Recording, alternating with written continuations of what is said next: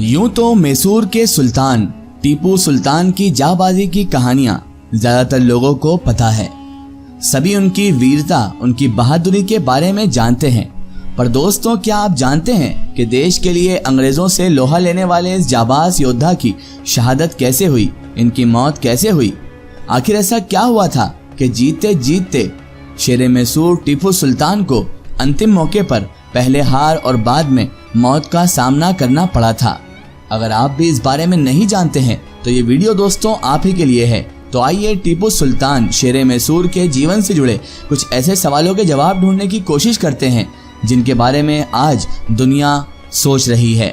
दुनिया में कई एजेंडे ऐसे भी चलाए गए जिससे शेरे मैसूर टीपू सुल्तान जैसे आज़ादी के क्रांतिकारियों को बदनाम करने की भी कोशिश की गई, लेकिन लाख चाहे दुनिया बदनाम करने में लग जाए, इतिहास गवाह है कि शेरे मैसूर टीपू सुल्तान एक क्रांतिकारी थे और हमारे हिंदुस्तान के लिए उन्होंने अपनी जान तक कुर्बान कर दी थी।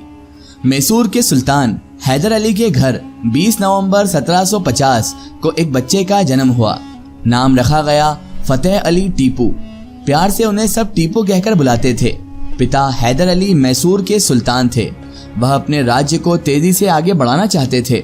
इसके लिए उन्होंने अपनी ताकत को बढ़ाना शुरू कर दिया। यही वो दौर था जब अंग्रेज भारत में तेजी से अपने पांव पसार रहे थे। उनकी ताकत के सामने कई राज्यों के शासकों ने घुटने तक टेक दिए थे। उन्होंने अपने निज स्वार्थों के चलते उनसे संधि कर ली थी। इसी कड़ी में अंग्रेज मैसूर पर भी कब्जा जमाना चाहते थे। वो मैसूर पर भी कब्जा करना चाहते थे, लेकिन टीपू के पिता हैदर अली को यह किसी भी कीमत पर मंजूर नहीं था। इस कारण वह अंग्रेजों को खटकने लगे थे। वो उनके बड़े दुश्मन बन चुके थे। शेरे मैसूर टीपू सुल्तान अंग्रेजों के इस रवैये को देखते आ रहे थे। उनकी नन्ही आंखों में अंग्रेजों के खिलाफ बगावत पलने लगी थी। जैसे जैसे शेरे मैसूर टीपू सुल्तान बड़े हुए, उन्होंने युद्ध कौशल का अभ्यास शुरू कर दिया। उनकी तेजी के सब कायल थे। छोटी उम्र के बावजूद वह एक कुशल योद्धा की तरह अपना दांव मारते थे, अपनी लड़ाई लड़ते थे और जंग के पैतरे वो इस तरह इस्तेमाल करते थे मानो कोई जाना माना योद्धा हो। वह 15 वर्ष के थे जब उन्होंने अपने पिता के साथ 1766 के आसपास मैसूर के पहले युद्ध में अंग्रेजों से दो हाथ किए थे। इस उम्र में दोस्तों, आम बच्चे तो खेलने कूदने की उम्र समझते हैं और खेलने कूदने में ही अपनी उम्र गुजारा करते हैं, लेकिन शेरे मैसूर हजरत टीपू सुल्तान का ये जज्बा देखिए, वतन से मोहब्बत देखिए, अपने देश के प्रति भक्ति देखिए कि वो 15 वर्ष के थे जब ही उन्होंने अंग्रेजों से दो हाथ कर लिए थे। वह पूरी ताकत के साथ अंग्रेजों पर टूट पड़े थे। शुरुआत में तो लग रहा था कि टीपू सुल्तान अंग्रेजों के सामने कहीं नहीं टिक पाएंगे, लेकिन देखते ही देखते उन्होंने तो अंग्रेजों के चारों खानों को चित कर दिया था। टीपू सुल्तान सिर्फ बहादुर नहीं थे, वह एक तेज तर्रार रणनीतिकार भी थे। यही वजह थी कि उनके जीते जी ईस्ट इंडिया कंपनी उनको झुका नहीं पाई। वह हर मौके पर अंग्रेजों से जमकर लोहा रहते रहे और अंग्रेजों की एक ना चलने दी। अपने राज्य के लिए, अपने देश के लिए वो हमेशा अंग्रेजों से लड़ते रहे। कई जंगें उन्होंने अंग्रेजों से लड़ी। 1780 में हुए मैसूर के दूसरे युद्ध बैटल ऑफ पल्लीलुर में अंग्रेजों को शिकस्त देने में उन्होंने अपने पिता हैदर अली की काफी मदद की थी। उनके ही संयोग के कारण अंग्रेजी फौज को मुंह की खानी पड़ी थी और अंग्रेजी फौज इतनी ज्यादा तादाद में होने के बावजूद भी, इतनी ताकतवर होने के बावजूद भी, हिंदुस्तान के कई राज्यों पर कब्जा करने के बावजूद भी शेरे मैसूर हजरत टीपू सुल्तान और उनके पिताजी के सामने घुटने टेक देती है। इस युद्ध में हैदर अली की पराक्रमी सेना की जीत हुई थी। यही नहीं, उन्होंने उन शासकों को भी मुंह तोड़ जवाब दिया जिन्होंने अपने निजी स्वार्थों की वजह से अंग्रेजों से संधि कर रखी थी, जो अंग्रेजों से मिल चुके थे। और आप लोग भी जानते हैं कि अंग्रेजों से कौन लोग मिलते थे। माना जाता है कि जिन भारतीय शासकों को टीपू सुल्तान ने धूल चटाई थी, वह अपनी हार से पागल हो गए थे। बाद में यही शासक अंग्रेजों के साथ जाकर मिल गए, क्योंकि इनसे हजम नहीं हो पा रहा था कि टीपू सुल्तानों ने अंग्रेजों को और साथ साथ इन भारतीय शासकों को जो अंग्रेजों से मिल चुके थे, संधि कर चुके थे, इन्हें धूल चटा दी थी। इसीलिए ये जाकर अंग्रेजों के साथ मिल गए। उनकी ही गद्दारी का फायदा उठाकर अंग्रेजों ने टीपू सुल्तान को हराने का फुल प्रूफ प्लान बना डाला था। हालांकि शेरे मैसूर हजरत टीपू सुल्तान को सीधी लड़ाई में हराना तो नामुमकिन सी बात थी और ये इतना आसान काम था ही नहीं। तीसरी लड़ाई में उन्होंने अंग्रेजों को एक बार फिर से हराकर इस बात को प्रमाणित कर दिया था, इस बात को साबित कर दिया था कि वाकई वो शेर मैसूर हैं, वाकई वो टीपू सुल्तान हैं और वो इतनी आसानी से अंग्रेज़ों को अपने राज्य में, अपने देश में टिकने नहीं देंगे। बहरहाल दोस्तों, ऐसी स्थिति में अंग्रेज़ों को समझ नहीं आ रहा था कि वो आखिर करें तो क्या करें। वैसे अंग्रेजों को भी टीपू सुल्तान की शक्ति का एहसास हो चुका था, इसलिए छिपे मन से वह संधि चाहते थे। वह चाहते थे कि शेर मैसूर हजरत टीपू सुल्तान उनके साथ संधि कर ले। आखिरकार उन्होंने कूटनीतिक तरीके से शेर मैसूर हजरत टीपू सुल्तान को हराने की योजना बना डाली।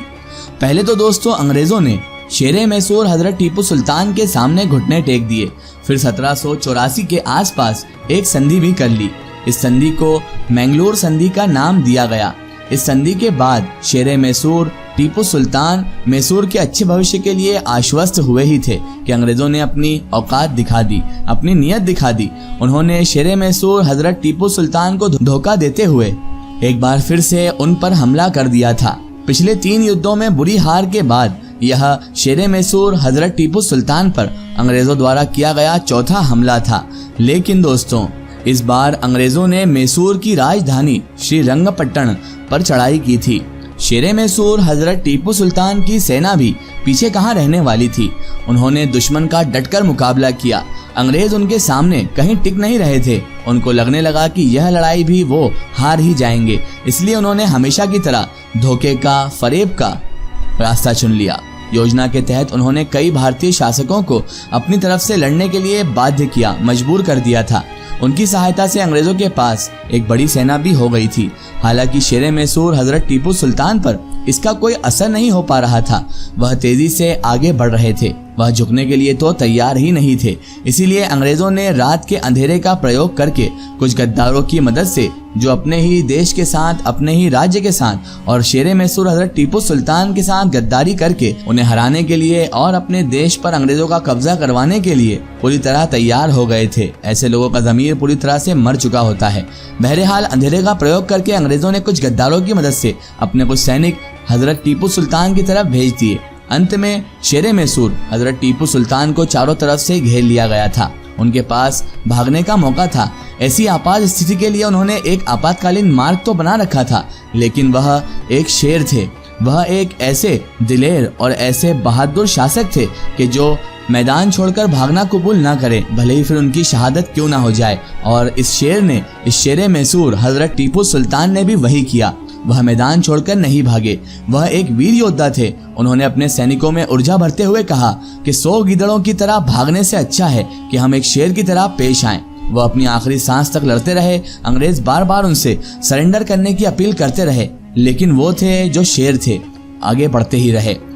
वह अंग्रेजों को लगातार मारते रहे, पर कुछ भारतीय लोगों की गद्दारी के कारण अंततः शेर मैसूर हजरत टीपू सुल्तान यह जंग हार गए। 1799 को टूरिंग खानाली युद्ध का यह युद्ध टीपू सुल्तान का आखिरी युद्ध साबित हुआ। वह इस युद्ध में वीरगति को प्राप्त हुए और उनकी शहादत हो गई। दोस्तों, आज भले ही शेर मैसूर हजरत टीपू सुल्तान इस महान क्रांतिकारी को लेकर अलग अलग धारणाएं हो, किंतु अपने अंतिम समय में जिस तरह से उन्होंने अंग्रेजों का मुकाबला किया, वह उनके अदम्य साहस को दर्शाता है। आत्मसमर्पण करने की बजाय युद्ध भूमि पर शहादत को चुनने वाला यह वीर किसी हीरो से कम नहीं था। वह दुनिया को बता चुके थे कि क्यों उनके पिता ने उन्हें शेर मैसूर की उपाधि दी थी। फिलहाल दोस्तों, आज की हमारी वीडियो में बस इतना ही। अगर आप शेर मैसूर हजरत टीपू सुल्तान के बारे में और कुछ भी जानना चाहते हैं तो हमें कमेंट सेक्शन में जरूर बताएं। इसी तरह की इन्फॉर्मेटिव और हिस्टोरिकल वीडियो के लिए हमारे चैनल को सब्सक्राइब कीजिए और पास में दिए गए घंटी के आइकन को जरूर दबाएं, ताकि हमारी आने वाली हर नई वीडियो की नोटिफिकेशन आप लोगों तक पहुंचती रहे।